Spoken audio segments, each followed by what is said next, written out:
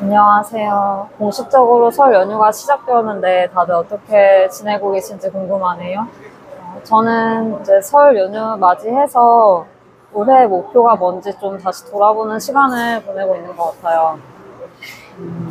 올해 저의 여러 가지 화두 중에 하나를 또 지난번에 내면의 공간 책 소개하면서 말씀드렸었는데, 집이라는 키워드였는데, 이번 시간 같은 경우는 감흥력에 대한 얘기를 하고 싶어요.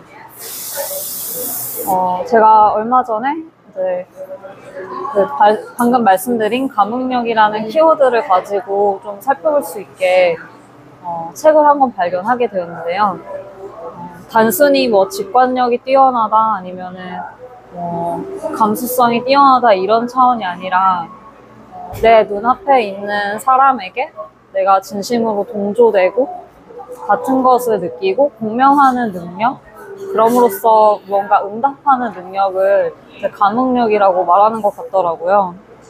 근데 이게 진짜 중요하다는 생각을 많이 한 게 뭐냐면, 우리가 무언가를 진짜 안다고 할 때에는 그 알고자 하는 대상과 내가 동화되는 과정이 반드시 필요한 것 같아요. 우리는 이제 무언가를 안다고 할 때 객관적으로 파악해야 한다, 어떤 비판적인 태도를 취해야 된다, 거리를 두어야 한다라는 식의 이야기를 많이 듣게 되는데, 물론 그런 객관적인 관찰과 거리두기도 중요하지만 특히 사람과의 관계에 있어서는 내가 생각하기에 상대방과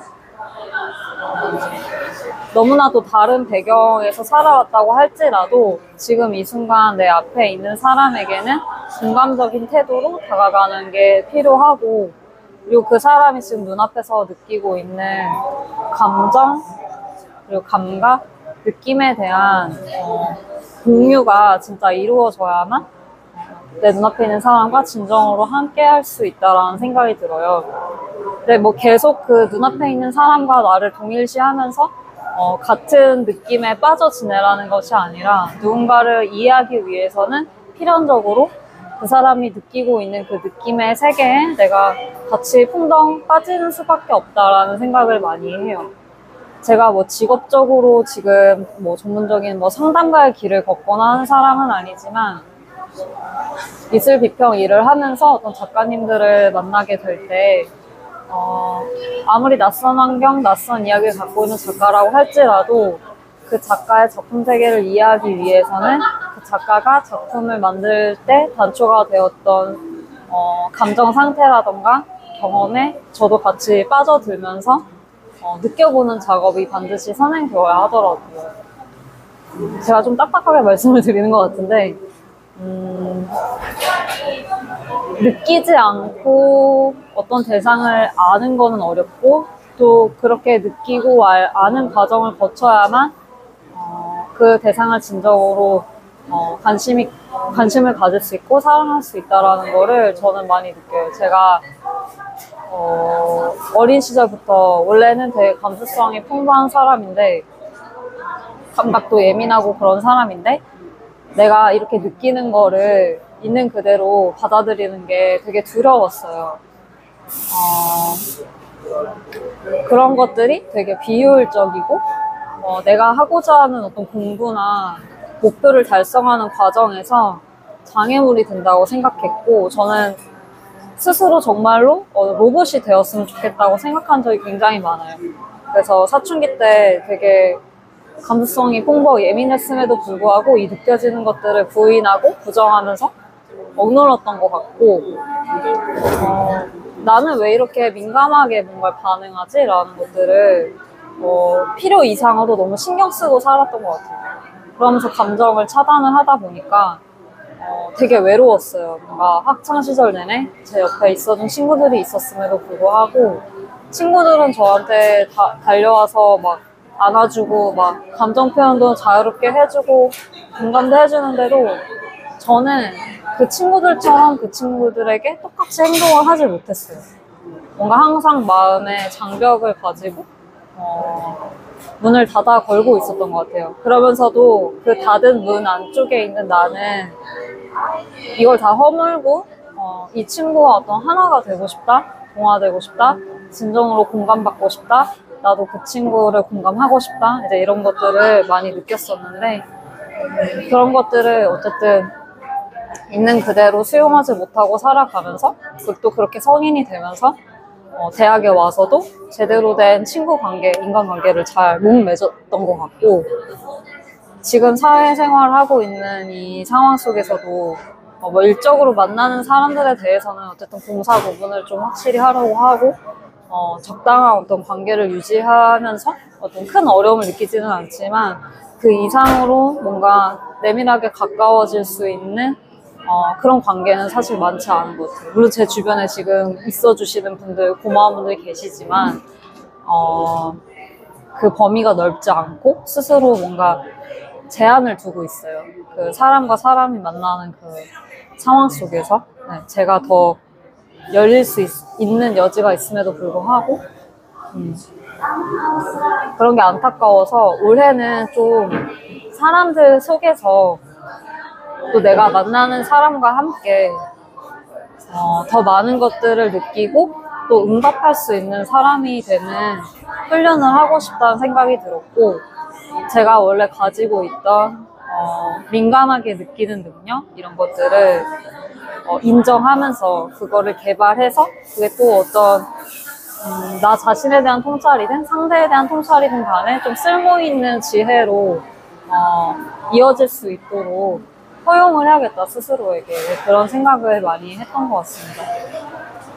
그리고 가문력이라는 말을 볼 때 저는 개인적으로 어머니와 자식의 관계를 많이 생각하게 돼요. 그러니까 우리가 책임감이라는 거를 이제 영어 단어로 표현을 할 때 responsibility라는 단어를 쓰는데, 그 response와 ability의 조어라고 이제 얘기를 하면서, 책임감이란, 그러니까 무언가에 대해서 내가 책임을 갖는 것이란 적절한 타이밍에, 적확한 타이밍에 그 대상에게 응답하는 능력, 응답할 수 있는 능력이다라는 어떤 해설을 본 적이 있어요. 그 말이 진짜 와닿거든요. 아기가 응애응애 울 때 엄마는 그 아이의 필요, 그 아이가 언어로 다 전달할 수는 없지만 그 순간 반드시 그 아이에게 주어져야 하는 어떤 것들에 대해서 민감하게 감지를 하고 반응을 해주잖아요. 그리고 달려가지고 같이 있어주고, 근데 그게 충족되지 않았을 때 우리는 모두 그거에 대해서 어떤 유년기의 상처를 안게 되기도 하고, 엄마와 내가 정말로 연결되어 있는 것인가, 내가 엄마한테 버림받지 않을 수 있는 것인가, 이런 것들을 생각을 하게 되는 것 같은데, 그게 근데 부모 자식 간에만 요구되는 능력이 아니라 세상을 살아가면서 내가 사랑하는 사람들, 나와 함께하는 동료들, 친구들, 이런 모든 인간관계에 확장적으로 필요한 능력이라는 생각을 많이 해요. 그리고 더 범위를 넓혀서 생각한다면, 지금 내가 살아가고 있는 사회의 아픔, 그리고 필요, 문제들에 대해서 진정으로 공감하고, 또 내가 피부로 느껴지는 어떤 느끼는 그 사회적인 변화의 흐름에 대해서 무시하는 것이 아니라 그거에 응답하면서 내가 있는 자리에서 내가 할 수 있는 방식으로 반응하는 것, 적절한 반응을 하는 것, 이런 능력이 진짜 필요하다는 생각이 들어요. 그게 이제 진정으로 사회 속에서 일원이 되고 소통하는 거란 생각이 들고, 또 저는 여태까지 글을 쓰는 일을 해왔으니까 나름의 응답의 방식이었거든요. 제가 세상을 느끼고 세상에게 돌려주고 싶은 반응들을 저는 텍스트를 통해 표현을 해왔는데, 그 반응 방식은, 글쓰기라는 방식은 항상 시차를 갖고 있는 것 같아요. 그러니까 내가 어떤 걸 민감하게 느꼈을 때 바로 그 자리에서 돌려주는 것이 아니라 시간을 갖고 반추하고 그 느낌의 의미가 뭔지, 느낌의 쓸모가 뭔지, 그 나는 어떻게 해야 하는지를 숙고한 다음에 그 다음에 좀 정제된 언어로 그거를 이제 풀어내고 한참 시간이 흐른 뒤에 그거를 누군가에게 전달하는 방식으로 글쓰기를 해올 수밖에 없었는데, 글쓰기가 그렇게 필연적으로 시차가 있을 수밖에 없는 활동이고, 저는 그 점을 그동안은 많이 좋아했음에도 불구하고 올해 같은 경우는 글보다 훨씬 더 짧은 텀으로 사람들과 세상과 소통할 수 있는 다른 매체를 가져가 보고 싶어요. 지금 제가 이렇게 어떻게 보면 즉흥적으로 어떠한 대본도 없이 촬영 버튼을 누르고 이렇게 카페에 앉아서 얘기를 하고 있는 거, 그리고 이렇게 매일 영상을 올리고 있는 거, 그때그때 저한테 떠오르는 느낌들, 제가 느꼈던 것들, 나누고 싶은 것들, 응답하고 싶은 것들을 검열 없이 이렇게 짧은 주기로 올리는 것이 오랫동안 글쓰기를 메인으로만 활동했던 한계, 아쉬움, 네, 이런 것들을 좀 보완하고 싶어서 하고 있는 거라는 생각이 들어요.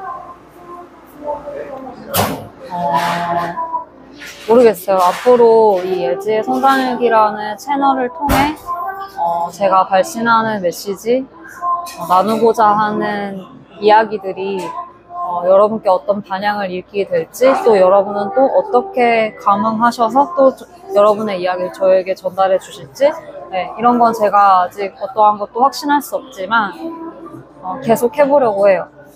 그렇다고 해서 제가 글쓰기를 안 하는 건 아니겠지만 좀 더 라이브에 가깝게, 네, 그 생생함을 같이 공유할 수 있었으면 좋겠는 바람에서 네, 이렇게 말씀을 드리게 된 것 같습니다. 그리고 이제 감흥력에 대해서 아까 잠깐 부모 자식 간의 관계와 연관져서 말씀을 드렸었는데, 살아오면서 저는 이제 부모님에 대해서 진정으로 감사한 마음을 많이 못 가졌던 것 같아요. 항상 자식된 입장에서는 부모한테 받지 못한 거, 서운한 것만 기억하기 마련인데 저 역시 그랬고, 근데 지금 와서 생각해보면 저희 아버지 어머니는 정말 중요한 순간에 저에게 적절한 응답을 해주셨던 분들, 또 제가 다 말하지 않아도 저의 어떤 비언어적인 표현을 통해서 저의 어떤 안부나 상태를, 정신 상태나 마음 상태, 육체적인 상태를 기민하게 알아차려 주시고 또 도와주셨던 분들이 저희 부모님이라는 거를 이제야 좀 느끼는 것 같아요. 그러니까 부모님은 언제나 부모님의 방식대로 저를 지켜봐 주시고 저에게 감흥해 주셨는데, 공감도 해 주시고, 오히려 그렇게 하지 못했던 거는 저라는 생각을 많이 하고, 특히 어머니에게 되게 죄송한 것은 어머니가 어떤 감정적 지원을 필요로 할 때 딸에게 어떻게 보면은 공유하고 싶은 것들이 있으셨을 텐데, 그런 것들을 제가 그때 꼭 필요한 그 순간에 충분히 들어드리지 못하고 공감해드리지 못하고 같은 느낌의 세계 안에 있지 못했던 것이 되게 죄송하고 많이 아쉽더라고요. 근데 사실 아주 어렸을 때 제가 언어를 배우기 전에는 오히려 엄마랑 비언어적인 교감이 가능했다고 엄마가 한번 얘기해 주신 적이 있어요. 제가 완전 갓난아기 때 눈빛으로 마치 엄마가 무슨 마음인지 다 아는 것 같은 표정으로 아기가 엄마를 쳐다봤었다고 해요.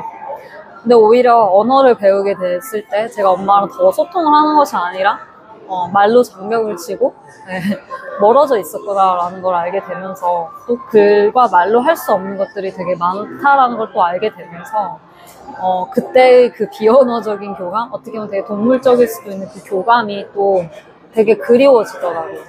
그래서 한편으로는 이렇게 글, 말, 영상 이런 게 아닌 또 방식으로 누군가와 진정으로 내가 함께 할 수 있는 방법은 무엇인가?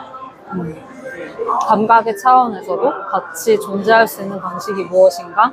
함께 있으면서도 정신은 딴 데가 있고 마음은 딴 데가 있고 감각은 다른 데 주의가 분산이 되어 있다면 진정 함께 하고 있는 것이 아닐 텐데, 올해는 좀 그런 저의 부족한 부분들을 좀 들여다보고 누굴 만나든 간에 진정으로 같이 느끼면서 함께 할 수 있도록 훈련을 많이 해보려고 합니다.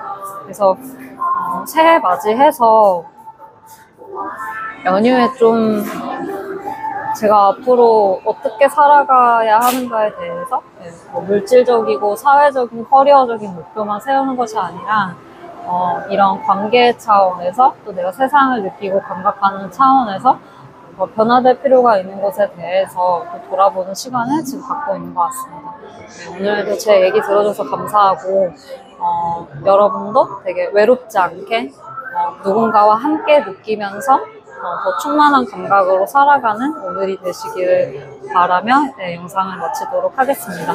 다음에 또 다른 책과 이야기를 통해 경험 나눌 수 있는 자리 마련해 보도록 할게요. 네, 시청해주셔서 감사합니다. 좋은 연휴 보내세요.